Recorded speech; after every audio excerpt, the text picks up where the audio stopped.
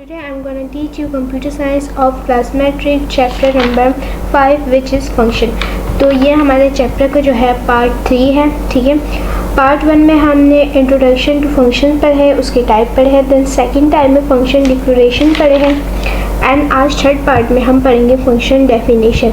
तो अगर आपने प्रीवियस 2 पार्ट्स नहीं देखे तो वो लाजमी देख लीजिएगा, मैं डिस्क्रिप्शन में उस वीडियो का लिंक भी दे दूँगी। ठीक है, ओके। आज हम पढ़ने जा रहे हैं फंक्शन डेफिनेशन और उसके जो टाइप्स है वो। ओके, तो सबसे पहले हम ये जानते हैं कि फंक्शन डेफिनेशन होता क्या है। ठीक है, तो फंक्शन डेफिनेशन जो है एक कोड का ब्लॉक होता है जो कि कोई भी स्पेसिफिक फंक्शन करता है। ठीक है, और फंक्शन डेफिनेशन ये बताता है कि जो है फंक्शन को क्या चीज़ करना है और किस तरीके से करना है। ये चीज़ कौन बताता है? Function definition. तो फंक्शन डेफिनेशन क्या करता है कि हमसे इनपुट लेता है यानी कि आर्ग्यूमेंट्स एंड देन उसका रिटर्न देता है यानी कि आउटपुट। तो आई होप सो आपको ये चीज़ समझ आ चुकी होगी कि फंक्शन डेफिनेशन होता क्या है। ओके, उसी के बाद फंक्शन डेफिनेशन में हमारे पास एक होता है हेडर एंड देन सेकंड होता है बॉडी। ठीक है, अच्छा, हेडर की जो है ना हमारे पास 3 टाइप होती है। एक तो रिटर्न वैल्यू डेटा टाइप, ठीक है, देन फंक्शन नेम और उसके पास थर्ड आ जाता है आर्ग्यूमेंट्स डेटा टाइप्स। ठीक है, तो ये 3 पार्ट्स हमारे पास होते हैं फंक्शन के कहाँ पर? हेडर पे यानी कि हेड पे, टॉप पे इन शॉर्ट। ओके, तो फंक्शन डेफिनेशन का अगर आप इसको हम ये कह लेते हैं कि एक ही बेनिफिट है फंक्शन डेफिनेशन का कि हम जो है इसको मेन फंक्शन से पहले या फिर मेन फंक्शन के बाद भी डिफ़ाइन कर सकते हैं। यानी कि जब हम कोई कोड करते हैं हमें मेन फंक्शन के बाद जो है ना क्या करना होता था? डिफ़ाइन करना होता था कि ये इंटीजर है, इसकी वैल्यू ये है, इस तरीके से। ठीक है, लेकिन फंक्शन डेफिनेशन में क्या होता है कि आप जो है उसके पहले भी कर सकते हो लेकिन बाद में भी कर सकते हो। तो ये एक किस्म का इसका एडवांटेजेस हो गया। ओके, तो उसके बाद हमारा जो नेक्स्ट टॉपिक है वो है फंक्शन कॉल। कंप्यूटर प्रोग्राम में जो फंक्शन कॉल होता है वो एक कमांड होता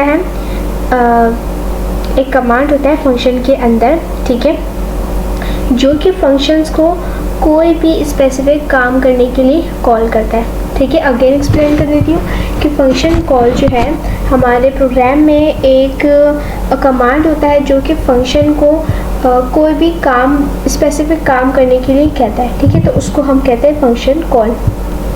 ओके, तो फंक्शन कॉल में क्या होता है कि अगर मुझे कहीं पर भी फंक्शन कॉल की नीड पड़ी होती है तो उसको हम उसके नेम के साथ इन्वॉक करते हैं। ठीक है, तो इसको हम कहते हैं फंक्शन कॉल। ओके, तो अगर कोई भी फंक्शन विदाउट रिटर्न वैल्यू की हुई यानी कि अगर उसके कोई भी रिटर्न वैल्यू नहीं आया, ठीक है, तो उसको हम उसके नाम से पुकारते हैं। मिसाल के तौर पे आप यहाँ पर देख रहे हैं फंक्शन नेम, ये जो ब्रेसेस है इसके अंदर हमारे पास कोई भी क्या नहीं वैल्यू नहीं। ठीक है, तो यानी कि विदाउट रिटर्न वैल्यू ना, तो इसको हम क्या करेंगे? इसके नेम से पुकारेंगे यानी कि जो यहाँ पर नेम होगा उसके ज़रिए। ठीक है, अच्छा, अगर ब्रेसेस में कोई वैल्यू नहीं हुई तो इसका मतलब क्या हुआ कि जो वो फंक्शन है वो क्या है? एम्प्टी यानी कि खाली है। और यहीं पर आपके सामने एक एग्जाम्पल भी मौजूद है। ओके, अगर फंक्शन कोई भी जो है यानी कि अगर हमारा फंक्शन कोई भी वैल्यू को रिटर्न करता है, ठीक है, तो हम उस वैल्यू को एक वेरिएबल के अंदर स्टोर कर देते हैं। लेकिन वो वेरिएबल कौन सा होता है? कॉलिंग वेरिएबल यानी कि फंक्शन कॉल में उस वैल्यू को हम स्टोर कर देते हैं। ठीक है, तो आई होप फंक्शन कॉल क्या होता है ये आप लोग को अच्छे से समझ आ चुकी होगी। देन नेक्स्ट हमारा जो टॉपिक है वो है फंक्शन पासिंग आर्ग्यूमेंट, जिसको हम कहते हैं पैरामीटर्स भी। ठीक है, जो आर्ग्यूमेंट है वो एक पार्ट है प्रोग्रामिंग का। ठीक है, प्रोग्रामिंग का जो कि फंक्शन के अंदर से यानी फंक्शन से पास होके गुजरता है। ठीक है, जब फंक्शन को कॉल किया जाए, मैं थोड़े से अच्छे से एक्सप्लेन करती हूँ ताकि समझ आ जाए। ठीक है, आर्ग्यूमेंट जो है ना हमारे डेटा का एक पार्ट होता है जो कि किसी भी फंक्शन के अंदर से गुजर सकता है जब वो फंक्शन उसे कॉल करे ड्यूरिंग द एग्जीक्यूशन, यानी कि ड्यूरिंग द प्रोग्राम। अगर कोई फंक्शन किसी फंक्शन को कॉल करे और वो उस फंक्शन के अंदर पास होकर गुजर जाए तो उसको हम कहते हैं आर्ग्यूमेंट, यानी कि फंक्शन पासिंग आर्ग्यूमेंट या फिर पैरामीटर्स। आई गेस पैरामीटर्स बोलना ईजी क्योंकि थोड़ा सा शॉर्ट नेम है तो हम इसको पैरामीटर्स ही बोलते हैं, बट खैर इसके दो नाम है, एक तो फंक्शन पासिंग आर्ग्यूमेंट भी कह सकते हैं हम, दूसरा पैरामीटर्स भी हम इसको कह सकते हैं। ठीक है, तो अगर कोई भी एक्चुअल वैल्यू फंक्शन के अंदर से गुजर जाती है आर्ग्यूमेंट के तौर पे, ठीक है, फंक्शन ने मैं सही से बता दी, देखिए कोई भी एक्चुअल वैल्यू अगर फंक्शन के आर्ग्यूमेंट के अंदर से गुजर जाती है, ठीक है, तो उसको हम क्या कहते हैं, एक्चुअल पैरामीटर्स कहते हैं। ठीक है, अगेन एक्सप्लेन कर देती हूँ कि कोई भी अगर पासिंग वैल्यू फंक्शन के आर्ग्यूमेंट के अंदर से पास होकर चली जाती है तो उसको हम क्या कहते हैं, एक्चुअल पैरामीटर्स। अच्छा, तो एक्चुअल पैरामीटर्स क्या होता है, वो या तो वेरिएबल होते हैं या फिर कांस्टेंट होते हैं। अच्छा, हमारे पास जो एक्चुअल पैरामीटर्स होते हैं ना वो पैरेंथेसिस के अंदर होते हैं, लेकिन फंक्शन नेम के बाद, यानी कि देखो पहले फंक्शन नेम है देन पैरेंथेसिस है, यानी कि समझ लो ब्रैकेट की तरह, तो उसके अंदर जो होते हैं ना वो हमारा होता है एक्चुअल पैरामीटर्स। और हमारे पास जो फंक्शन पासिंग होती है यानी कि पैरामीटर्स, वो जो है ना एक लोकल वेरिएबल की तरह यानी कि लोकल वेरिएबल की तरह एक्ट करती है फंक्शन के अंदर, ठीक है, जहाँ पर ये यूज़ हो रहा हो। ठीक है, और लोकल वेरिएबल क्या होता है ये हम आगे पढ़ेंगे इंशाल्लाह। तो फ़िलहाल आई गेस आपको ये बात अच्छे से समझ आ चुकी होगी कि पैरामीटर्स होते क्या है और उसकी क्या क्या यूजेस है। देन हमारे पास दूसरी जो टॉपिक है वो है रिटर्निंग वैल्यू फ्रॉम फंक्शन। ठीक है, सी प्लस प्लस जो है ना हमारे फंक्शन को अलाउ करता है कि वो कोई भी हमें रिटर्न वैल्यू गिव दे, लेकिन रिटर्न वैल्यू वो कब देती है, जब वो अपना एग्जीक्यूशन यानी कि अपना जो यानी कि प्रोग्रामिंग का प्रोसेस है वो कंप्लीट कर ले। ठीक है, तो इसको हम कहते हैं returning value from function. Okay, तो हमारे पास जो रिटर्न डेटा टाइप होता है ना वो जो है या तो हेडर फाइल या तो वो फंक्शन डेफिनेशन में स्पेसिफिक होगा या फिर फंक्शन डिक्लेरेशन में स्टार्ट वो क्या होगा, स्पेसिफिक होगा।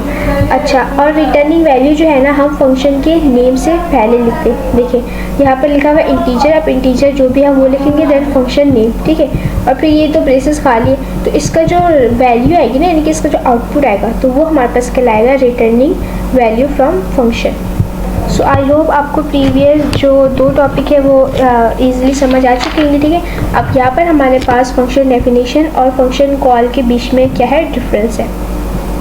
अच्छा, फंक्शन डेफिनेशन जो होता है ना एक फंक्शन होता है यानी खुद से, यानी कि इसको क्रिएट करने की ज़रूरत नहीं होती। ठीक है, तो फंक्शन डेफिनेशन के हमारे पास फंक्शन डेफिनेशन हमारे पास हेडर और बॉडी होता है स्टेटमेंट के साथ।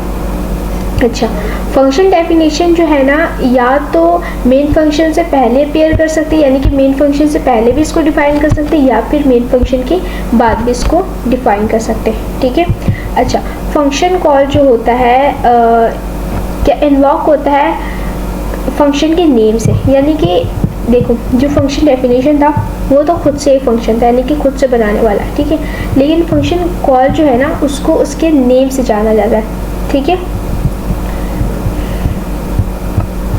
ओके, फंक्शन कॉल में क्या होता है कि अगर मैंने कोई फंक्शन को कॉल किया, ठीक है, तो उसका कंट्रोल ट्रांसफ़र होके किस पे तब्दील हो जाएगा, फंक्शन में, यानी कि फंक्शन कॉल से वो ट्रांसफ़र होके फंक्शन बन जाएगा इन शॉर्टली। तो आई होप सो आपको ये डिफरेंस समझ आ चुकी है। वैसे तो मैंने प्रीवियस लेक्चर मतलब ये दोनों समझा चुकी हूँ तो इसकी इतनी नीड नहीं थी, बट मैंने फिर भी समझा दिया। ठीक है, ओके, अब हमारे पास यहाँ पर डिफरेंट यूजेस है किसके, यूज़र डिफाइंड फंक्शन के, जो कि किस पे बेस करती है, पैरामीटर्स पे, आर्ग्यूमेंट पे और रिटर्न डेटा टाइप पे। अच्छा, तो C++ में हमारे पास 4 बेसिक मेथड होते हैं जिसके किसके पासिंग पैरामीटर्स के। और क्या कहते हैं रिटर्निंग वैल्यूज़ के और फंक्शन के। ठीक है, सबसे पहले आ जाता है no return value and no passing argument. यानी कि अगर मैं चाह रही हूँ कि ना मेरे पास कोई रिटर्न वैल्यू आए ना ही कोई पासिंग आर्गूमेंट, तो उसके लिए मुझे ये यूज़ करना होगा, यानी कि void then function name then again void, लेकिन ब्रेसेस के अंदर और लास्ट में सेमीकोलन लगाना है। ठीक है, अच्छा अगर नेक्स्ट में मैं चाह रही हूँ कि मेरे पास रिटर्न वैल्यू आए लेकिन कोई पासिंग आर्ग्यूमेंट नहीं आए, तो उसके लिए मुझे सबसे पहले तो कोई भी डेटा टाइप यूज़ करना होगा, यानी कि डेटा टाइप इंटीजर होगा, फ्लोट या चार, इन तीनों में से कोई एक डेटा टाइप यूज़ करूँगी। देन मैं फंक्शन का नेम यूज़ करूँगी एंड ब्रेसेस के अंदर वॉइड और सेमीकोलन। ठीक है, अच्छा अब मैं चाह रही हूँ कि रिटर्न वैल्यू नहीं हो लेकिन पासिंग आर्ग्यूमेंट हो, तो इसका उल्टा हो गया। यानी कि देखो जहाँ पर अब जब सेकंड वाले में थे तो पहले हमने डेटा टाइप डिफाइन किया था ना, देन लास्ट में वॉइड, यह आगे पीछे हो गया। देखिए पहले वॉइड फिर फंक्शन नेम देन फिर क्या आ गया डेटा टाइप्स, इन दोनों का बस आगे पीछे कर दिया, बाकी चीज़ें वही है। अच्छा और लास्ट में मैं चाह रही हूँ कि मेरे पास रिटर्न वैल्यू भी आए, ठीक है, और पासिंग आर्ग्यूमेंट भी आए। ठीक है, तो इसमें क्या करना है, सबसे पहले हमें डेटा टाइप बताना है, फिर function name then again data type. इसका डिफरेंस ये है और बहुत सिंपल है, याद भी रहेगा। बस फ़र्क इसमें इतना है कि स्टार्टिंग में हम इस तरीके से स्लैश यूज़ कर रहे हैं और लास्ट में हम ब्रेसेस यूज़ कर रहे हैं विद कॉमा और बिल्कुल लास्ट में सेमीकोलन। ठीक है, तो आई होप सो आपको ये वाले टॉपिक्स बिल्कुल अब क्लियर हो चुके होंगे। यहाँ पर जो मिस्टेक थी वो मैंने करेक्ट कर ली है।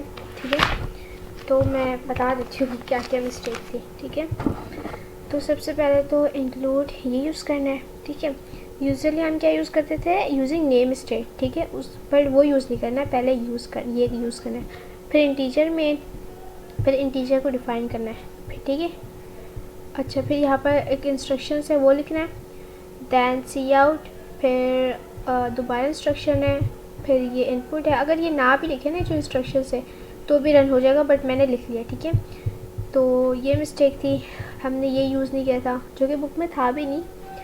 ओके, फिर ये भी यूज़ नहीं किया था, एंड लाइन भी यूज़ नहीं की थी, तो ये सब अब हमने ऐड किया। अब इसको करते compile and run. Okay, enter the value of A. अब ए की वैल्यू एंटर करनी 8। The square root of A is 2.82843। ठीक है, ये यानी कि बेसिकली हमने ये जो यूज़ किया है, मतलब कि ये प्रोग्राम हमने ये बनाया इसलिए कि हम किसी भी वैल्यू का क्या निकाल सकते, रूट निकाल सकते। अब आप अपने बुक में देखिए तो बुक में लिखा हुआ है आउटपुट में एंटर द वैल्यू ऑफ 4, यानी कि अगर हमने 4 की वैल्यू वो की एंटर की तो हमारे पास क्या आ जाएगा, उसका रूट। तो हम ये वाला करके देखते थे 4। ओके, तो 4 का स्क्वायर रूट क्या है, 2 है। ठीक है, देन अगर कोई और वैल्यू करना है तो यहाँ कर लेते। ओके, यहाँ हम लिख लेते हैं, कुछ भी लिख देते, 16 6 एंटर। देखिए तो 16 का स्क्वायर रूट क्या है, 4। तो आई होप सो आपको ये चीज़ अब समझ आ चुकी होगी। जो भी एरर थी वो हमने सही कर लिया, बुक में थोड़ी मिस्टेक थी। तो अगर आप खुद भी प्रैक्टिस करेंगे तो आप इस चीज़ का स्क्रीनशॉट ले लें ताकि आपको बाद में करने में आसानी हो। ओके, सो अभी हमने क्या यूज़ किया था, प्री डिफाइंड फंक्शन। ठीक है, अब हम यूज़ करेंगे यूज़र डिफाइंड फंक्शन, जो कि हमारे पास ये रहा। इसमें भी एक छोटा सा कोड है, तो हम इसको करके मतलब इसको करते हैं ताकि हमें और इजीली समझ आ जाए कि इसमें हुआ क्या है। ओके, तो यहाँ पर मैंने अपने डेस्क खोल लिया, तो अब हम इसको करते हैं, कोडिंग करना स्टार्ट करते हैं using name space start semicolon.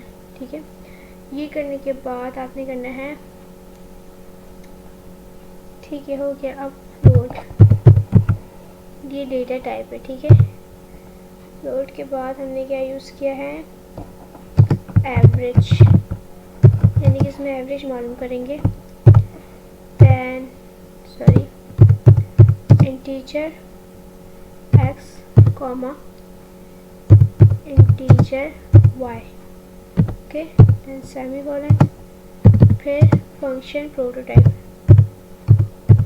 Function prototype. Okay, उसके बाद नेक्स्ट है इंटीजर मेन। देखिए इंटीजर में हमने क्या कहा था, प्रोटोटाइप जब हम पढ़े थे कि हम जो है मेन फंक्शन से पहले भी यानी कि फंक्शन प्रोटोटाइप यूज़ करते हैं या फिर बाद में भी, ठीक है। तो डजेंट मैटर, आप पहले कर ले बाद में कर ले, कोई इशू नहीं है इसका। ओके, नेक्स्ट लाइन में आ गए। And integer x and y, ठीक है, यानी कि ये दो इंटीजर यूज़ हुए हमारे। देन सेकेंड लाइन फिर सी आउट, ओके। अच्छा, T enter the value of x, यानी कि x की वैल्यू जो है हमने इसमें एंटर करना है, ओके, ठीक है। ये हो गया।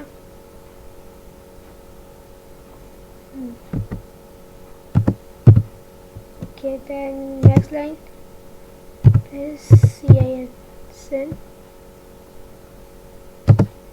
x semicolon, okay. Then next line फिर सॉरी यहाँ गलती हो गई, ये यूज़ नहीं करना है यहाँ पर हमने। यहाँ पर आ गए सेकेंड लाइन के बाद सी out,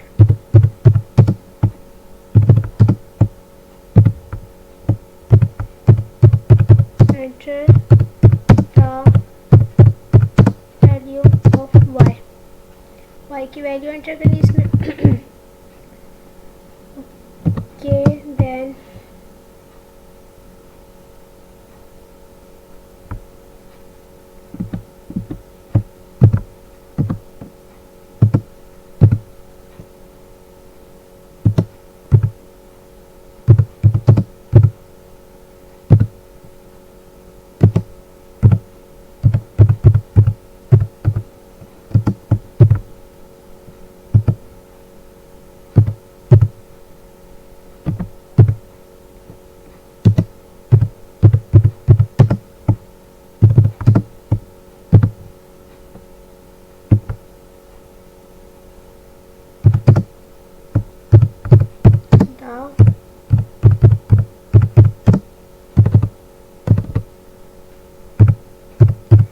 average of two number is, यानी कि हमने ना दो नंबरों का यहाँ पर एवरेज मालूम करना है ना, AVG average semicolon. Next line, okay, ये हो चुका है पूरा run, compile and run, okay. यहाँ पर जो हमारी गलती आई है वो है आई गेस ये। अब करते हैं compile and run.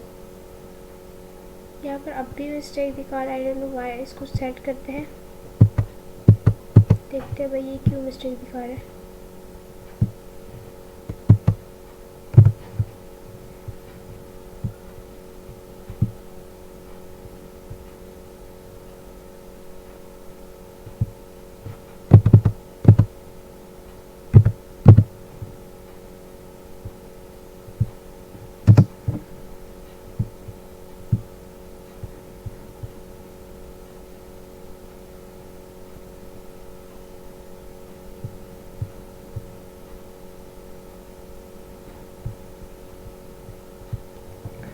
Okay, sorry, okay. तो यहाँ पर जब हम रन कर रहे थे तो यहाँ पर हमारा एरर आया था ना सेंड वाई में, तो इसमें क्या था, ये हमने ना लेस देन वाला यूज़ हुआ हुआ है और हम यूज़ कर रहे थे ग्रेटर देन वाला, तो यही एक मेजर मिस्टेक थी।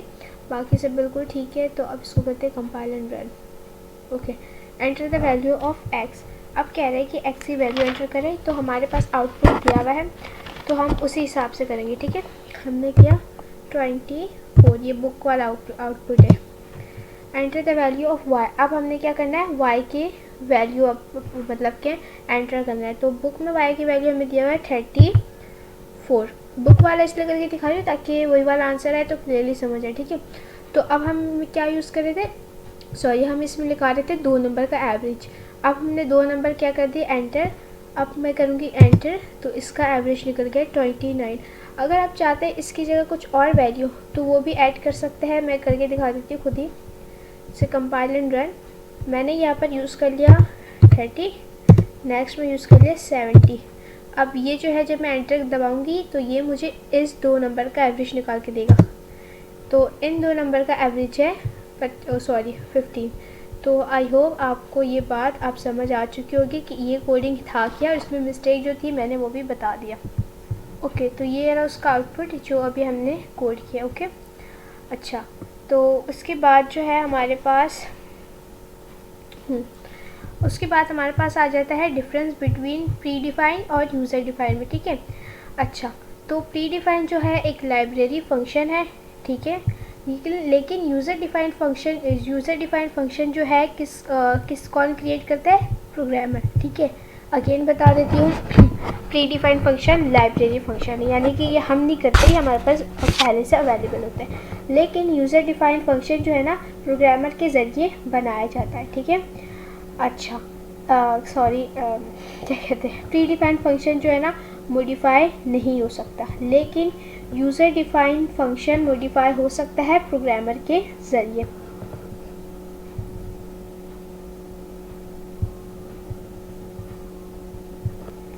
ओके, तो प्री डिफाइंड फंक्शन में क्या होता है कि हमें कोई भी फंक्शन जो है ना डिफ़ाइन या फिर डिक्लेयर करने की ज़रूरत नहीं होती। लेकिन यूज़र डिफाइंड फंक्शन में क्या होता है, हम जो भी वेरिएबल यूज़ कर रहे होते हैं या जो भी फंक्शन यूज़ कर रहे होते हैं हमें उसको लाजमी डिफ़ाइन या डिक्लेयर करना होता है। अच्छा, अब हमारे पास प्री डिफाइंड फंक्शन की एग्जांपल है गेट्स, पुटचार, गेट ch, sqrt और वगैरह वगैरह, ठीक है। और यूज़र डिफाइंड फंक्शन में हमारे पास आ जाता है ऐड, इंटीजर, सम, फ्लोट, एवरेज, ठीक है। तो ये सब था और वगैरह वगैरह। तो ये हमारे पास 2 डिफरेंस थे किसके दरमियान, प्री डिफाइंड फंक्शन के दरमियान और यूज़र डिफाइंड फंक्शन के दरमियान। आई होप सो आपको ये टॉपिक अच्छे से क्लियर हो चुका होगा। अल्लाह हाफ़िज़।